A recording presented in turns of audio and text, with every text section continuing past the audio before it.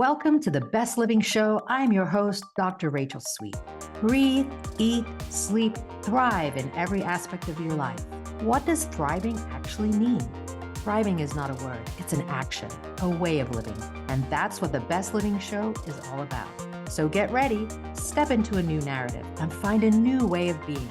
There's a beautiful connection, a spark that flies at the intersection between the genetic code and your internal guidance system. We're going to throw away the culture that will tell us that thriving is something only for a few. Every one of us is unique. It's our time to discover why. The Best Living Show starts now. Hello, everyone. Welcome to the show. I'm Dr. Rachel Sweet, and you're listening to the Best Living Show on Transformation Talk Radio. You'll want to stay with us for the next hour because we are going to experience the world of nutrigenomics. You may be asking, what is that all about? Well, this is how you're going to find out what nutrigenomics is all about today. And with me today, I have my very good friend and contributing author to the book, Expressive Origins, Laurie Kaplan. She is the self-described as a joyful dietitian.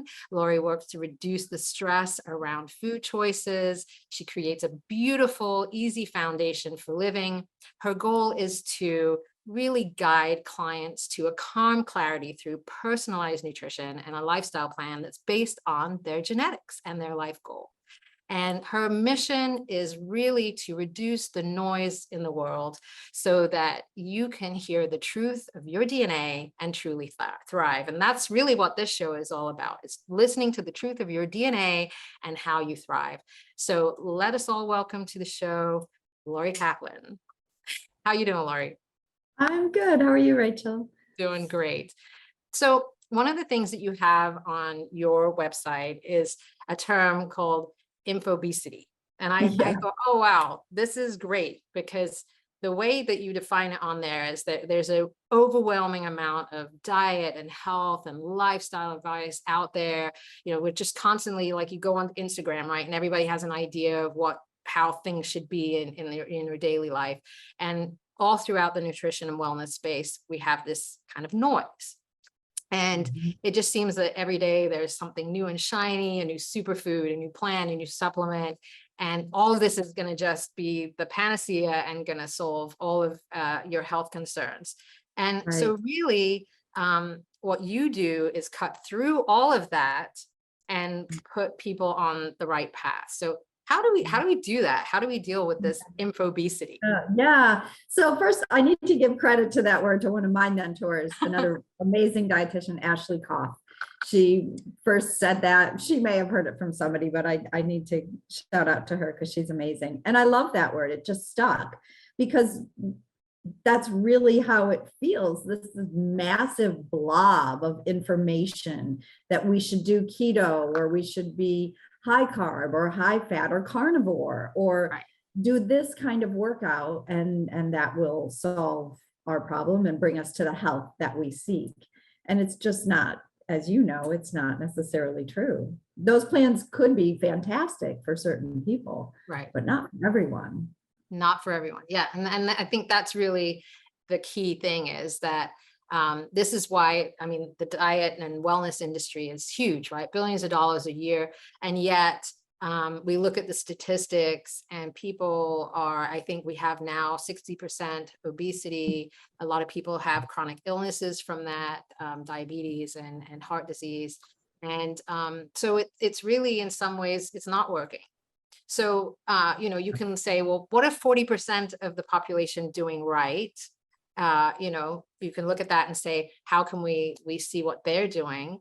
But there's also another way to look within ourselves and look at our genetics. And I think a lot of people have heard about epigenetics and the fact that we have genes. The genes are fixed, but on top we have another system we call the epigenetics that we can modulate. And food is one of the biggest ways that we can modulate our epigenetics.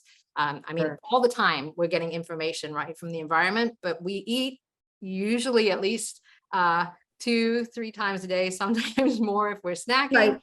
And this is all information for our body. So we refer to this as a couple of terms here, nutrigenetics and nutrigenomics.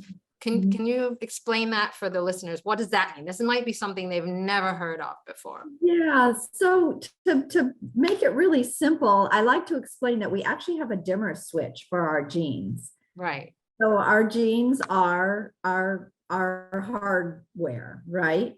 But how they express, whether we have our hair color, our eye color, whether we're prone to be hungrier, or like for me, I'm at risk for developing diabetes, even though I don't have it.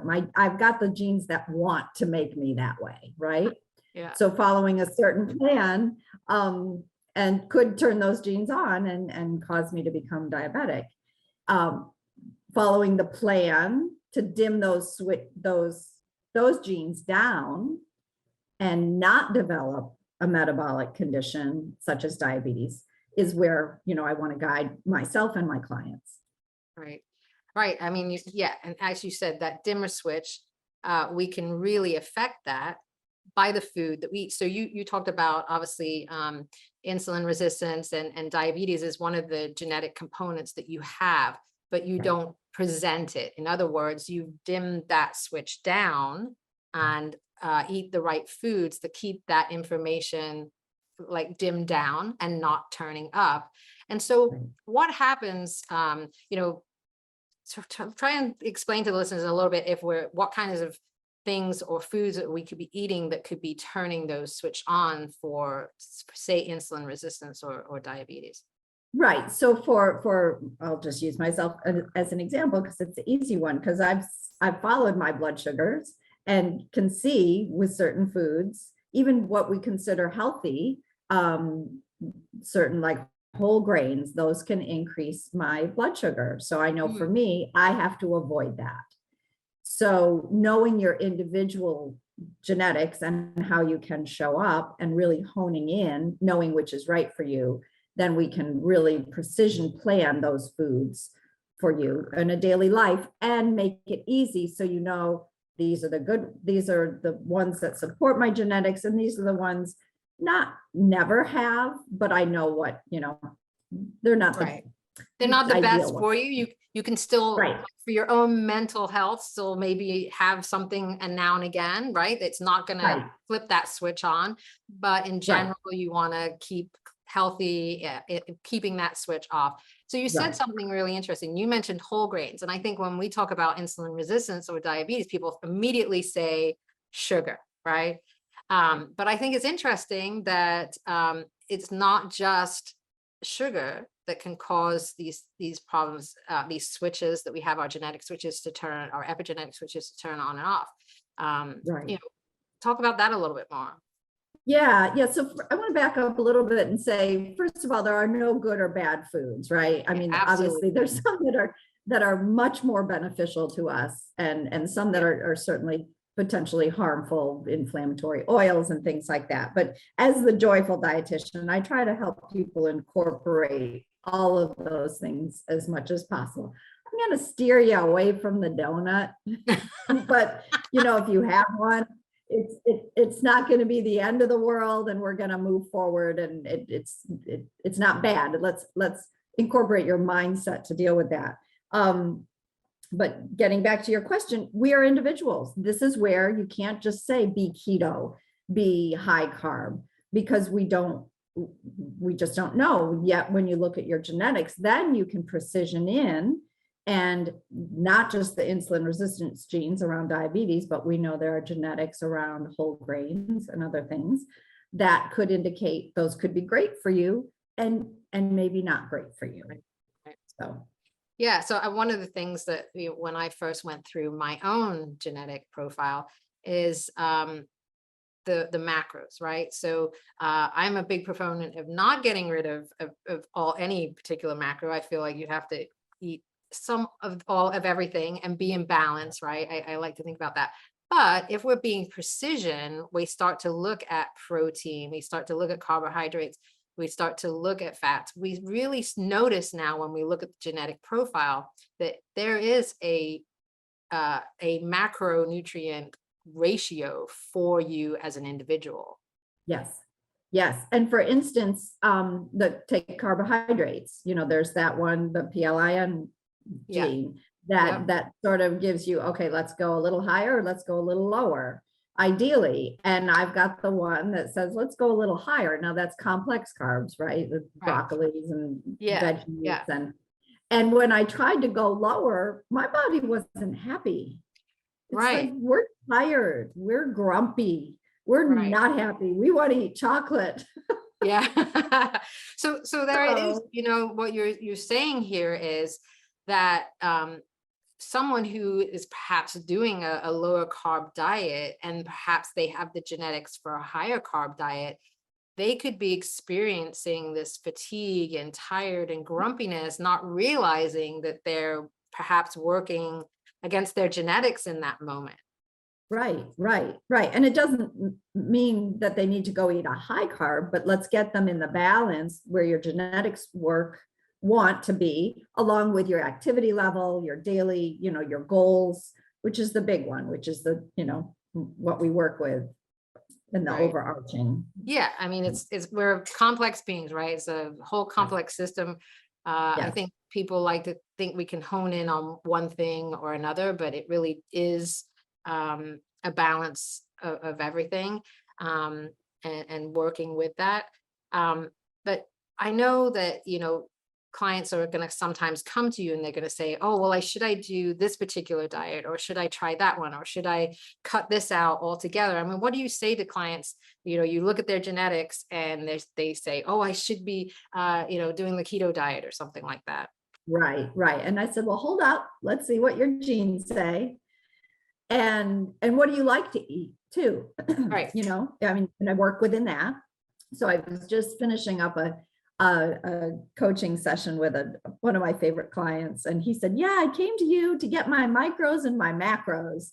And we didn't even address them. And now I know exactly what to eat and I feel amazing. So yeah, people come with a preconceived idea that I should be this and I need to know this. And we gently step back. What are your goals? What are your genes saying? How do we pair those two? And he's lost the weight he wants. He feels amazing and he knows he feels good. He's eating the right macros without having to be hardcore on the numbers. Right. So really he came to you thinking one way. Perhaps he'd already been engaged in that kind of eating pattern, being frustrated, not getting the health goals that he wanted. Right. You kind of said, hey, here's your genetic blueprint. Yeah. Here's how your body wants to be nourished. Yes. And then as he did that, his body really started to react to that, calm down. Yeah. And really now he's found almost a relaxed way of eating. So much more relaxed. It's just, we celebrated because I was so happy for him. It's just amazing to see. And here's where we're cutting out the noise. Right. And now he can relax because he was so stressed about, oh God, I got to eat this way and do this. And I said, no, let's just cut those things out, block it out. Right. And see what your body wants. And now he's so much more relaxed about it. And I think you said something that's key there, right? Because a lot of eating plans can get us kind of almost obsessed about, we've got to count this amount of a macro, and we've got to avoid that one. And it can really make it very stressful. And then of course that creates even more problems in the body, because that starts to get cortisol going. And we know that that's not great for weight loss. And stress it causes us to shut down and digestion, and possibly put things into storage. So there's a whole thing that goes on there if we have a lot of this noise and a lot of stress. Absolutely. Yeah. All right. Well, we're going to go for a quick break here. We're going to come back and listen to some more things about the world of food and nutrigenomics when we get back here with Laurie Kaplan. And we're going to take a quick break. You're listening to the Best Living Show with Dr. Rachelle Sweet.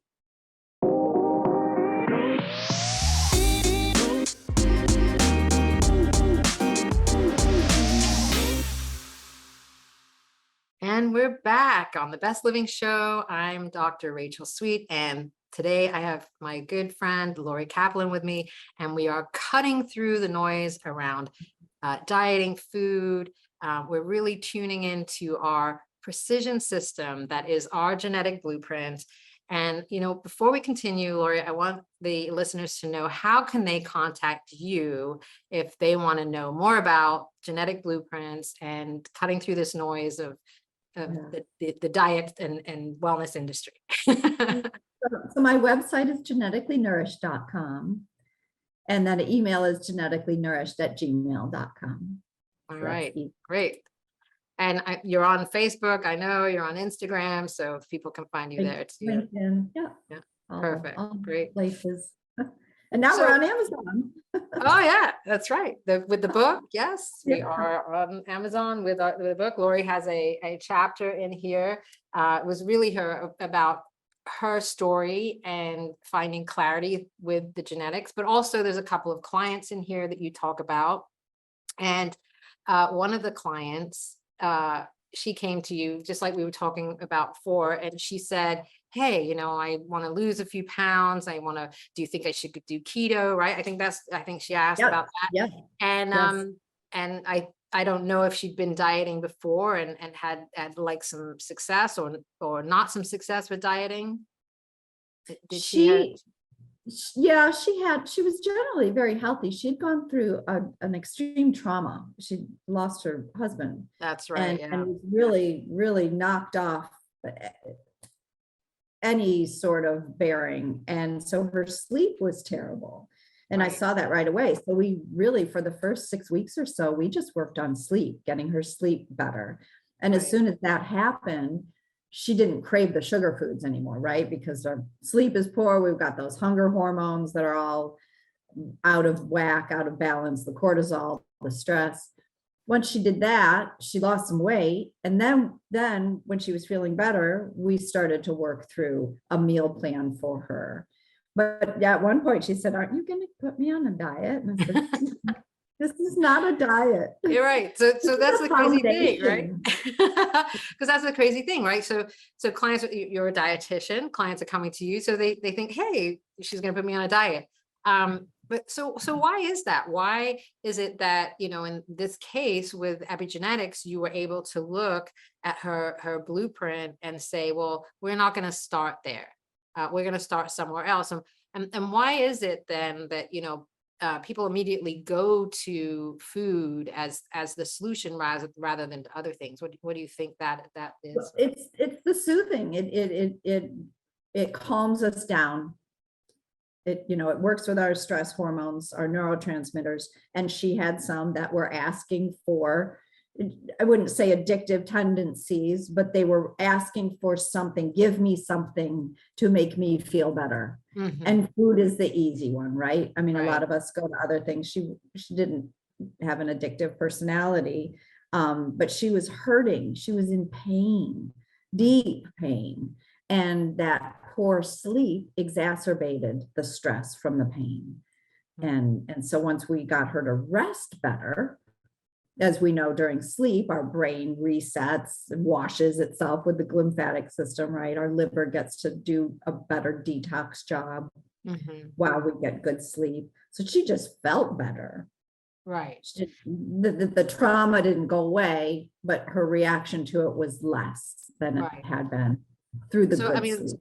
yeah, so through that, right, obviously with sleep, as you said, we're kind of we're balancing the system a little bit. The leptin, the ghrelin signals are getting a little Right. bit better, right? We're not feeling maybe as hungry or feeling as less full or not satiated. And then that is able to translate to us not looking for that food. So one of the Correct. things I think I joke about in the book is that you're going to drive down, especially in New England. I live in New England, and it's Dunkin' Donuts, right? The land of Dunkin'.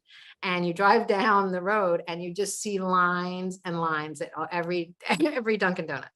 And I always say, well, it's the fat, the sugar, and the caffeine, right? Is what they're lining up for. Mhm. And that's really due to sleep. right? They're not getting that balanced sleep. And now what's happening is they're eating this combination of high fat, high sugar, lots of caffeine, and then all of that changes our expression of our epigenome, and then Right. starts to cause inflammation and lead to other effects. Right. So, Right. if someone comes to you and you're seeing that they perhaps need to sleep better, what do you, if you're not starting on a diet first, where do you start with sleep? Yeah, so I do a whole evaluation of what's going on. First of all, what's their goal? Not everybody comes to me for weight loss. Some people want to actually gain weight or improve their athletic performance. Well, that's true. But There's the other side of it, right? right, If you want to gain right, muscle, right? right. So, but I start with their sleep. Do you go to sleep at a regular time? How close to your bedtime do you eat or drink? Anything, but certainly alcohol, disrupts our sleep.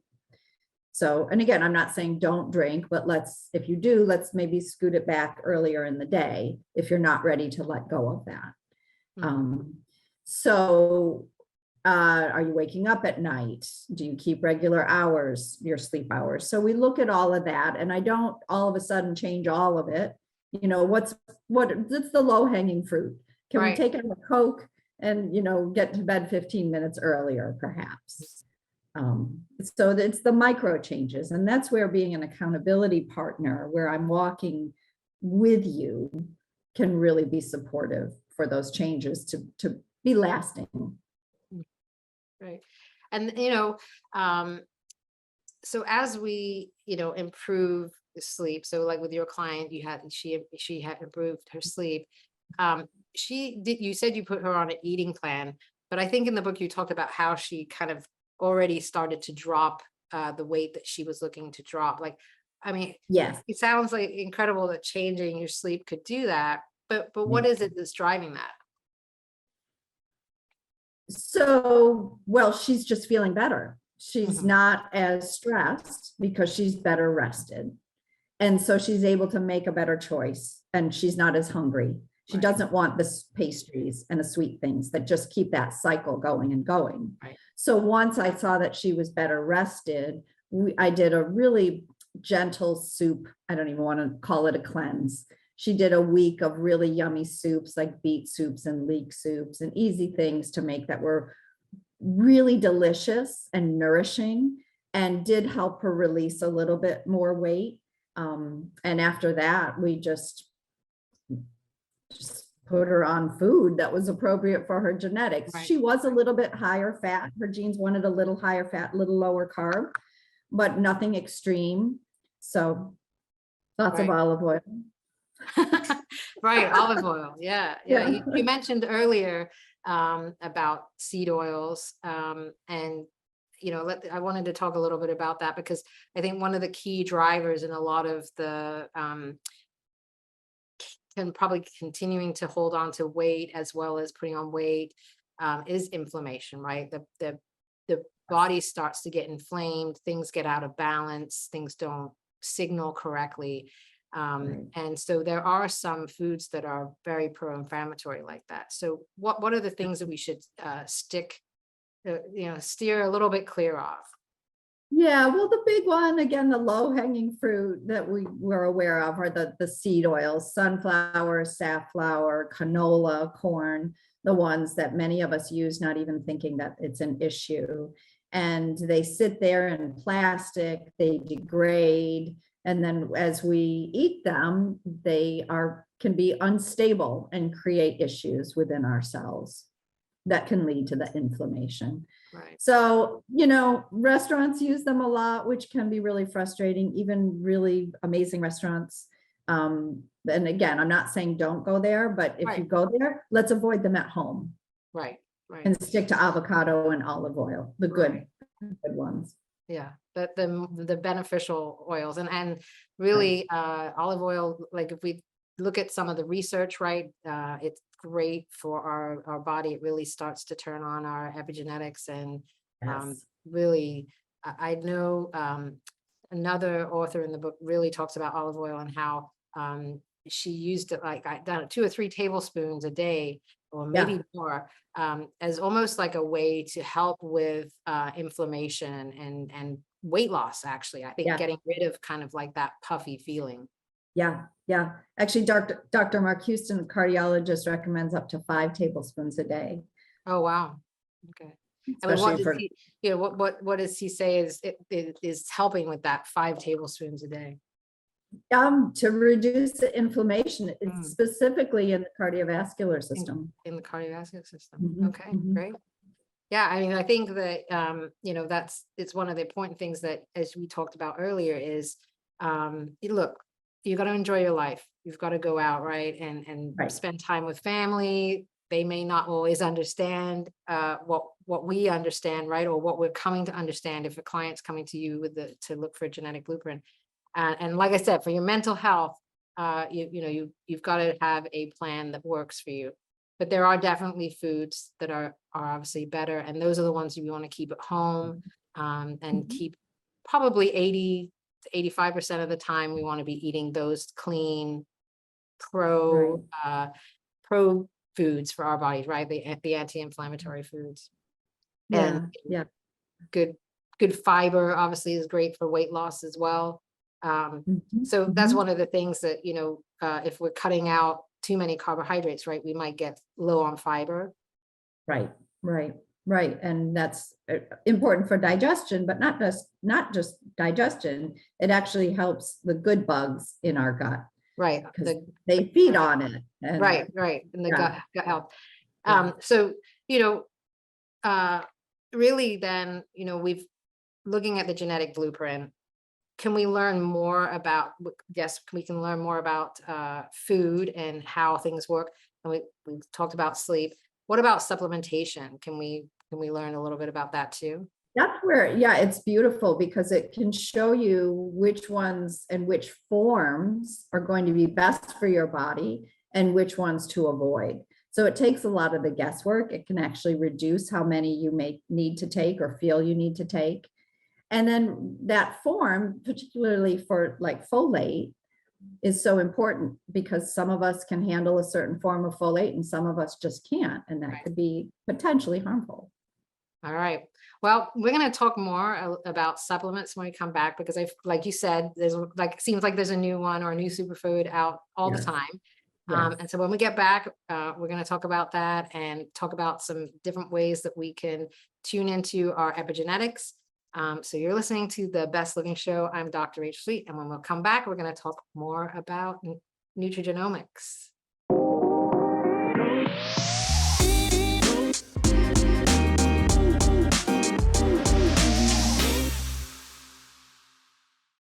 And we're back on the Best Living Show. I'm Dr. Rachel Sweet, and today I have Laurie Kaplan with me, and we're talking all things precision epigenetics and how it works, how it can benefit, how it's benefited us, how it's benefited our clients, how it can benefit you. And, we've talked a little bit about how it's not always about changing your diet. Sometimes it could be enhancing your sleep. Sometimes it's not always about losing weight. It's about gaining weight and how we can get in there and with our precision genetics help. We've talked a little bit about stress and how that affects on the body. What else can our genetic blueprint inform us? And then how do we cut that noise out? Like how does that inform us to cut the noise out and really start to what I like to talk about, thriving? Yeah, that's the exciting part, right? I mean, you mentioned the supplements. So once you know what form and what kind could be best for you, then you can precision in and know that you're buying the right ones for your body. So in other And words, not wasting a lot of money, right? Because you don't have to take a lot of supplements, right? There's a few key ones that I always think of.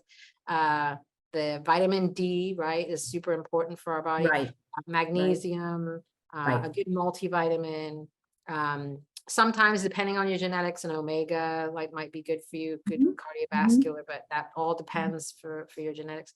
And right, then obviously there's individual needs, right? right. But then we don't need a lot of this other potions and powders if we're if we're really Right. tuning. Right. Not necessarily, you know, it's always food first. Can we get it from food? Let's get it from food. Right. Right. Yeah. And then depending on what else is going on, there may be, you know, there's berberine and the different ones that Right. we know can be supportive depending on what conditions Right. maybe you may be looking at. Yeah. And you know, you bring The up other one is workouts. right. Right. But I just wanted to Yeah. go back because you brought up a good point. Yeah. Always use food first. I like that because I think a lot of people tend to think, well, I'll buy this bar because it's got certain things in it, or I'll drink this juice or tea because it's got something in it. But Right. really, we can look to our food to provide a lot of that supplementation that we need just by introducing it back into our diet. Right, right. All the ones, the methylators, the big master genetic switches, the cruciferous veggies, arugulas, broccoli, all of those. Brussels Nuts, sprouts. right, nuts and seeds, and Okay. you know, even like eggs with the choline if you Right. eat meat. Yeah. Meat, good, healthy, grass-fed meat, you know, is wonderful for some of us, and if we're choosing to eat meat. Right. Salmon, So, sardines, mackerel, salmon, the omegas, right? yes, all of those. Yeah. So get that first. And we have these gorgeous complex systems. And you know, us overthinkers, we want to say, okay, I'm going to take this pill and it's going to plug the hole and fix it all. Right. But Right. it's not that easy because you plug one and then another one might pop up, and you know, it's like whack-a-mole. So we want to think that way, and I understand it, and I certainly get caught in that. But let's step back, Mhm. get your nourishing, delicious, easy foods. Don't have to be complex. Don't have to spend hours in the kitchen, and go from there. And once you have that foundation, then that opens up the whole world of thriving. Right. Right. And so you mentioned movement, right? Yeah. So I like to call it movement. Yeah. Yeah. Because Yeah. it doesn't have to be in a gym. It can be out. And I always say never underestimate the power of walking. Yes. It is incredibly beneficial, right? For relieving stress, and is an effective weight loss tool or muscle toning as well. Yeah. What other Yeah. things can we, once we start to balance our sleep, and we start to balance our nutrition, we start to get that energy back. What does that look like for clients when you start to work with them? Well, I'll go back to the gentleman who thought I was going to do micro macros, and now, we didn't even, but he's got so much clarity. He's not even worried about the things he used to be worried about. And so now that's opened up new activities in his life, new things with his family. And it happened naturally. It's not that we woke up one morning and said, okay, we're going to do this, so all these other things can happen. But it creates a freedom in your life because you know your foundation. And even if you don't follow it every day, you eat the donut or the whatever, you know your foundation, you know what your body wants, and you have that to go back to. Yeah. Yeah. I think, you said something key there, because we started off with let's cut the noise. So what we've done by tuning into the precision genetics, really understanding that blueprint, and then over time, right? This doesn't happen all in one go, right? As you said, starting to take those dimmer switches, right? Turn some down, turn some up, like as we look at it. And over time, that starts to become habitual, that starts to become comfortable, and you feel good doing it, and your energy's coming back, and the brain fog is lifting, right? I remember I have a particular genetic called GAD1, which, I start to get anxiety or brain fog, or it can really trigger some crazy things sometimes. And this is with MSG or flavors. And as soon as it's hard to get rid of every natural flavor, right? Because it's in everything. But as soon as I really started cutting out those products that had all these natural flavors in it, I'm like, wow, I can think like I did 20 years ago. It was amazing to me just by doing that one thing.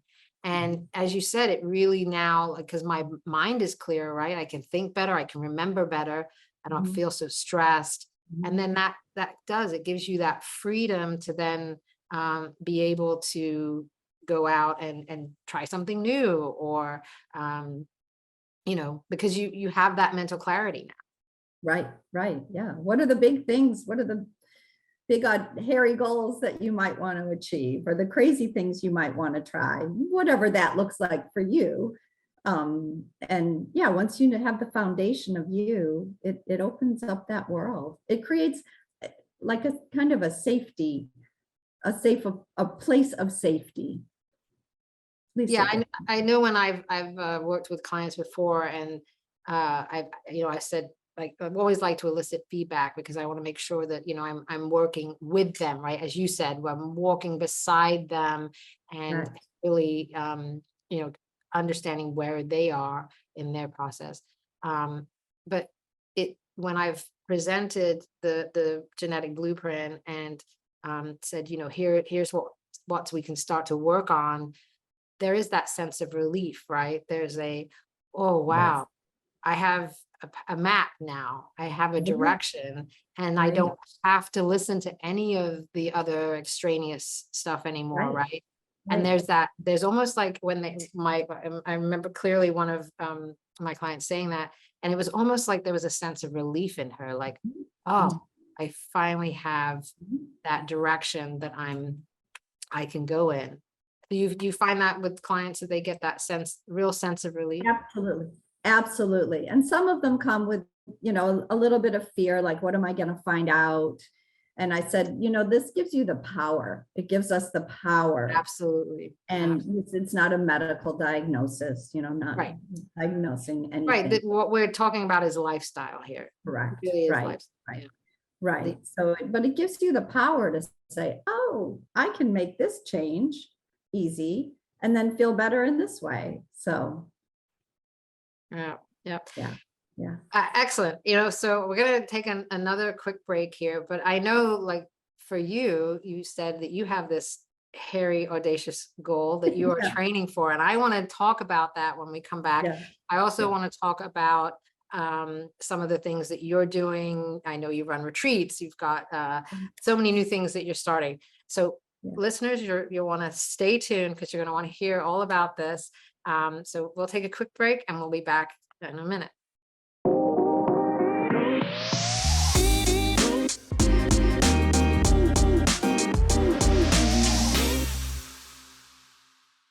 All right, and we are back on the Best Living Show. I'm Dr. Rachel Sweet, and we are here with Laurie Kaplan. And previously, we were just talking about, once you really start to tune into your epigenetics, you start to cut out the noise, really start to reduce the inflammation, get more mental clarity, you can take on some audacious goals. And I know Laurie has one that she's taking on right now. Tell us about that, Laurie. Yeah. So it's called the Gaucho Derby, and it's a 8-day, 500-kilometer horse adventure race in Patagonia, in the mountains, the Andes Mountains of Argentina. And I know you're training pretty rigorously for that too, right? What's your training Yes. schedule? So I'm working with a personal trainer, and we do a variety of strength and balance exercises. I do some stuff on my own. I've been sort of rocking, wearing a weighted vest around my Okay. farm, and trying to increase that. And I have a good friend who has polo horses. So I've been working on helping him getting his horses ready for their competitions. So That's awesome. And then you have horses also on your farm. I do. Yeah. Yeah. Yeah. So this is a big passion for you. And when is Yeah. the race? The race is February 2024. We just got our guidebook. All right. And they keep the route secret. They change it every year, so they get to add new obstacles in for us, and we won't know it until we get there. And it's not a straight line. It's like that. And how many people are going to be in the Derby? They accept 40 riders. You have to apply. It's a whole process with the interview. You have to show them a video and let them know you hopefully won't die. I don't know how many riders are in it currently, so I'm not sure. But really, I mean, this is a pretty elite group that you're going to be a Yeah. part of. So Yes, yes, yeah, yeah, now yeah. I mentioned that you live on a farm, you have horses, you've got lambs and a dog. Yeah, and the dog who were Um, here. and Yeah. you run retreats there. A little bit Yeah, about yeah. your So retreats. last year I started holding a couple retreats. So it's a combination. I bring yoga instructors in and I make all the food. There's different themes. We had one that was around silence. So we spent the day in silence. Oh, wow. And that included a meal. We hiked through the woods. It's called Gnarly Oak Farm. There's a big, probably 300-year-old oak tree in the back that is the namesake. And did some connecting exercises, some guided meditations. And yeah, I always have a band. There's always live music. That's So, right, because you are a drummer, you love yeah, music. yeah, yeah. And then, how do you incorporate your genetics in with your retreats, or do you keep So that we'll separate? talk about it a little bit with the food that I make. So Okay. I'll bring it up. Yep, as I make the meals, I'll discuss it. I haven't done like a full lecture or anything. Somebody did, I had an outside person book a retreat for June, and I'm going to be doing a lunch class where it's called Genetically Nourished. So I will discuss the nourishing properties of those foods. Awesome. So that's incorporated in there. And I know like you just did a new certification on some cardiovascular and this machine testing that you do. Can you talk a little bit about that and how that fits in with Yeah, so the multifunction cardiogram is a non-invasive cardiovascular test that looks at our entire cardiovascular system. It's extremely sensitive. It doesn't necessarily replace the angiogram or stress test, but it actually looks at because it's so sensitive, it can detect imbalances in our vascular system that those tests don't see. So it really gives a full picture for prevention. It's not a diagnostic, it's a prevention tool. And so then do you use that in combination with your epigenetics to really guide some plans there for people? Yes, I had a gentleman who had the test and he went on to get his genetics done. And I'm really glad that he did, because the diet he chose was not right for his genetics or his cardiovascular system. Okay. And So- see, and that's the thing, people don't know, right? And I think that's one of the key things. I think one of the clients you talk about in the book, right, that they were on a diet that was not beneficial for their epigenetics and their system. And so that's one of the things that we can uncover through this. And that's why we call it so precision, is because it really is uncovering what's best for you. And you may actually be working against yourself, really. Yes, yes, yeah. It's quite amazing. Yeah, so working those two together, I've got a couple other people who were doing it as well, and it's a great combination.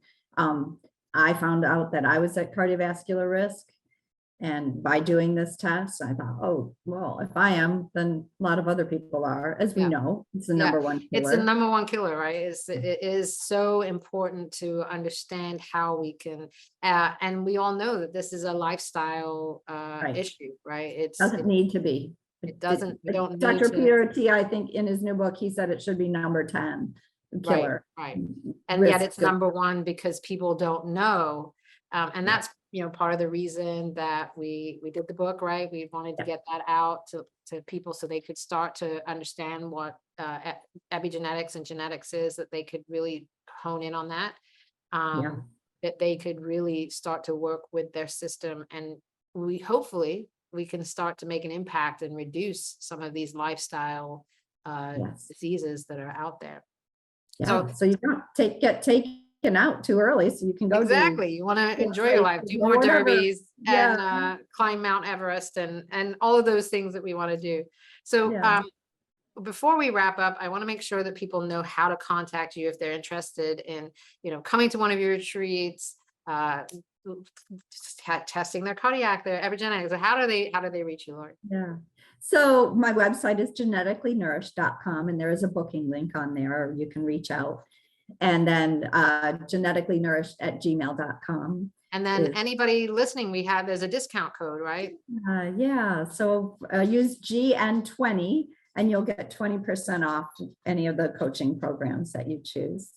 That could be right. I mean, that's big. I know, like when I read the chapter, the first time I read the chapter for the book, I was like, oh, I want Laurie to be my coach. I mean, it's just that, it's just that idea that you're, the way that you approach your work, it's just so, it's just beautiful. It's just beautiful. And it felt really like good. So one of the things I always ask is, what are you doing to intentionally thrive?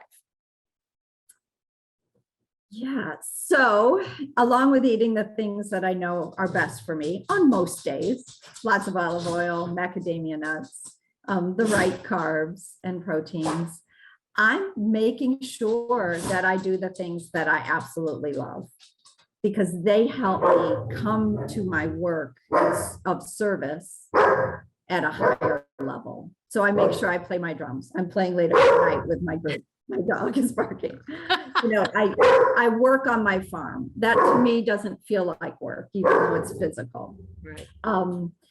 And riding is a huge one. I started riding when I was 5, so that has to be in my genetics. Right. Yeah. It So helps me show up my best self.